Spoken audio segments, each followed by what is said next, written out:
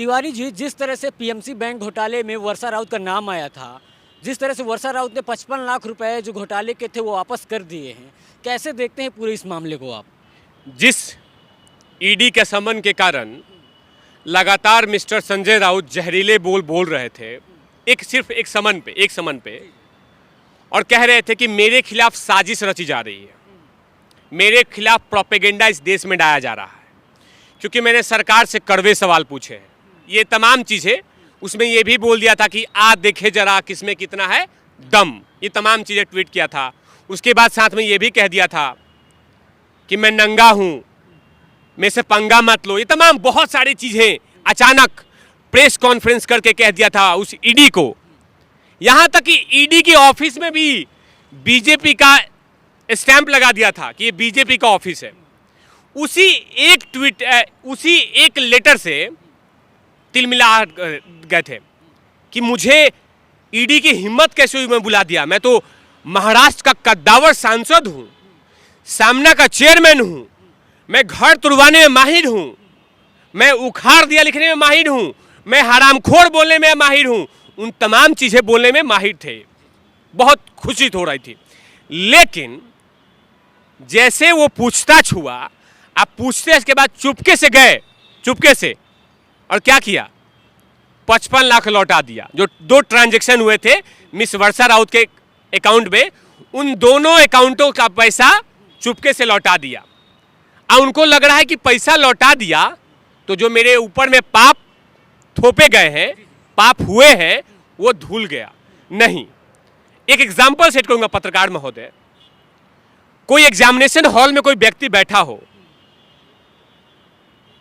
कच्चा चिट्ठा लेके और पेपर में लिख रहा हो, और जैसे एग्जामिनर पकड़ ले तो इसका मतलब क्या? वो बच्चा सस्पेंड नहीं होगा? सस्पेंड होगा, क्योंकि उसने ऑप्शंस किया है, गलत किया है, उसने जुर्म किया है, उसे सजा मिलनी चाहिए।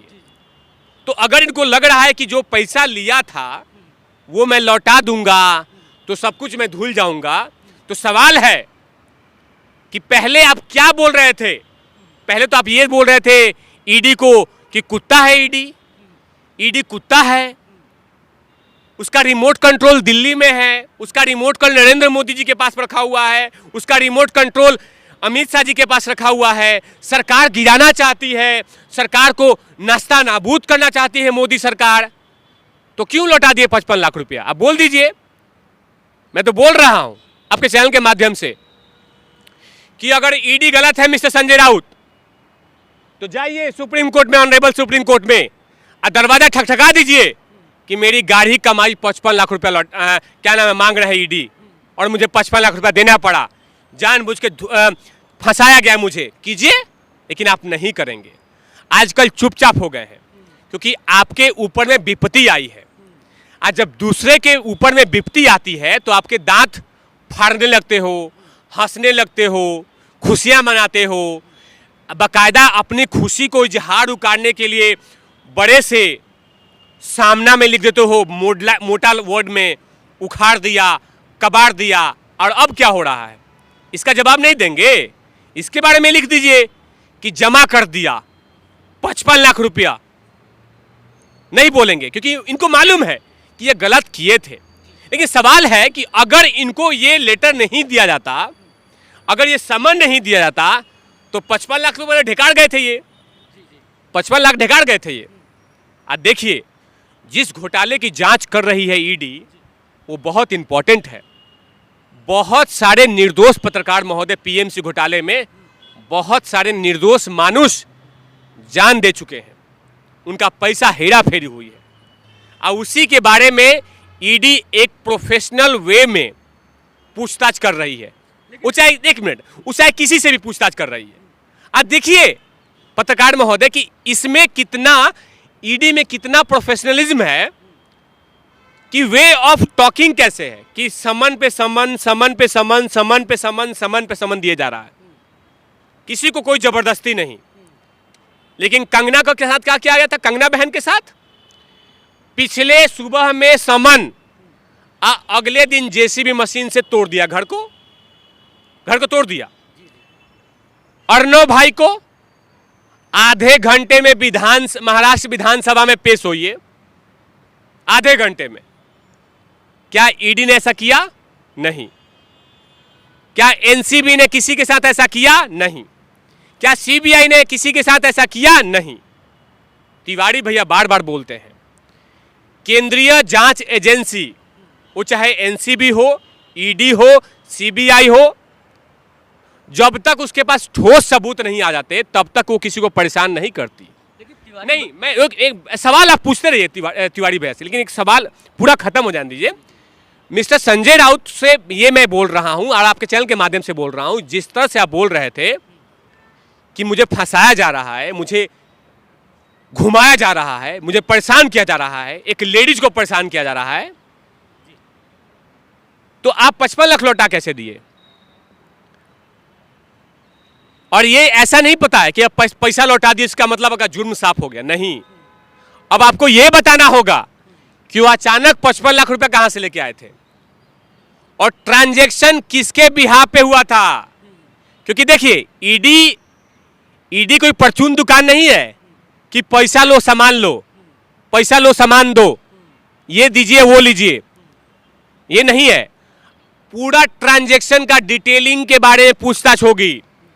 अगर ये सोच रहे हैं कि 5-5 लाख रुपए देके मैं गंगा नहा लूंगा, पवित्र मान जाऊंगा, मेरे ऊपर में ईडी अब भूल जाएगी, नहीं नहीं नहीं नहीं नहीं, उसके बारे में बताइए कि ट्रांजैक्शन किस किस मैटर पे हुआ था और क्यों आपने उतना रकम लेके आए थे, ये तमाम चीज होगी। तिवारी भैया ये बताइए, इस समय संजय राउत कहीं दिखाई नहीं दे रहे हैं, चाहे सोशल मीडिया हो, चुपचाप शांत हो गए हैं, क्यों? देखिए, पहले क्या था, उनको सत्ता का अहंकार हो गया था कि सत्ता का अहंकार इतने चरम सीमा बोल रहा था कि जो whatever I can do that's right, जो कुछ मैं कर रहा हूं सब कुछ सही है, और जो मैं कर सकता हूं वो सब कुछ सही हो रहा है। लेकिन जब अपने पे पड़ी है तो तिल मिला गए हैं। आपने देखा होगा मिस वर्षा राउत जी पे जब समन दिया गया था तो इन्होंने क्या बयान दिया था कि मेरी बीबी को परेशान किया जा रहा है, महिला को परेशान, महिला दिया था, महिला। तो कंगना बहन क्या थी हमारी? कंगना बहन महिला नहीं थी, महिला है ना वो भी, वो तो बेटी है किसी की। अभी तो उस लड़की की शादी भी नहीं हुई है कंगना की। गाढ़ी कमाई करके, खून पसीना एक करके उसने अपना घर बनाया था, एक एक चीज सजा के रखी थी उस घर में, और आपने सत्ता के अहंकार में जाके तोड़ दिया। अर्णव गोस्वामी की बीबी नहीं थी जो लगातार, जब स्कॉटलैंड पुलिस, महाराष्ट्र की पुलिस उसको परेशान कर रही थी, उसे घर में घुस के, और वो लगातार वीडियो बना के बोल रही थी कि आप ऐसा बिहेवियर मत कीजिए, उस समय उसकी बीबी नहीं थी।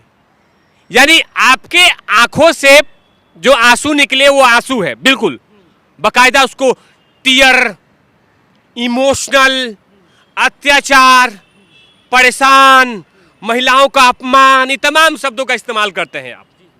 लेकिन कंगना पे जब बात आती है, अर्णव की वाइफ पे बात आती है, तो सीधा सवाल खड़े हो जाते हैं कि ओहो ये तो गलती किए थे।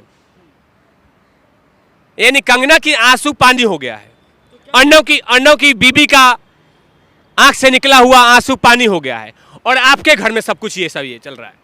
तो ये तमाम चीजें देखना होगा कि आप पे जब विपत्ति आई है तो उसका एहसास हो रहा है, उसका दर्द आपको अनुभव हो रहा है। लेकिन तिवारी भैया, मेरा लास्ट और आखिरी सवाल ये है कि क्या संजय राउत के ऊपर जिस तरह से उन्होंने 55 लाख वापसी कर दिए, तो क्या अब ईडी उनकी पत्नी के खिलाफ कुछ भी नहीं करेगी? नहीं, अभी ऐसा नहीं है, अभी भी ईडी बुलाएगी। और मैंने आपको क्या बोला पत्रकार महोदय कि ईडी कोई परचून दुकान नहीं है। अब मोहल्ले का घर का कोई बालकनी नहीं है कि इस बालकनी में गए, चीनी है, हाँ तो एक कटोरी दीजिए ना, अगले दिन वो चीनी को लौटा दिया कि ये लीजिए। ईडी वो नहीं है। मनी जब ट्रांजैक्शन होती है और जब मोटी रकम होती है तो उसके बाद सवाल पूछे जाते हैं कि क्यों लिए। आपने देखा होगा किसी की हत्या हो जाती है तो हत्या में जितने लोग कंट्रोवर्सी में शामिल होते हैं उन तमाम लोगों से पूछताछ होती है, क्योंकि कहीं ना कहीं हर व्यक्ति के उसमें कंट्रीब्यूशन होता है, तब उसको अंजाम दिया जाता है। तो आखिर इतना बड़ा जो आपने अमाउंट रिसीव किया तो उसी समय मना कर देना चाहिए था, उस समय नहीं लेना चाहिए था, लेकिन आपने ऐसा नहीं किया। तो ये तमाम सवाल ईडी के टैलेंटेड आईआरएस ऑफिसर पूछेंगे, जिनको इन्होंने कहा था कि कुत्ते हैं, जिस ऑफिस को बीजेपी का हेडक्वार्टर बना दिया था। ये तमाम बीजेपी के हेडक्वार्टर में बैठे हुए ईडी के ऑफिसर पूछेंगे कि जवाब दीजिए अभी मिस्टर संजय राउत। दूसरों को परेशान करके आपको लग रहा है खुशी मिल जाएगी, ऊपर वाला देख रहा है, पत्रकार महोदय, ऊपर वाला देख रहा है।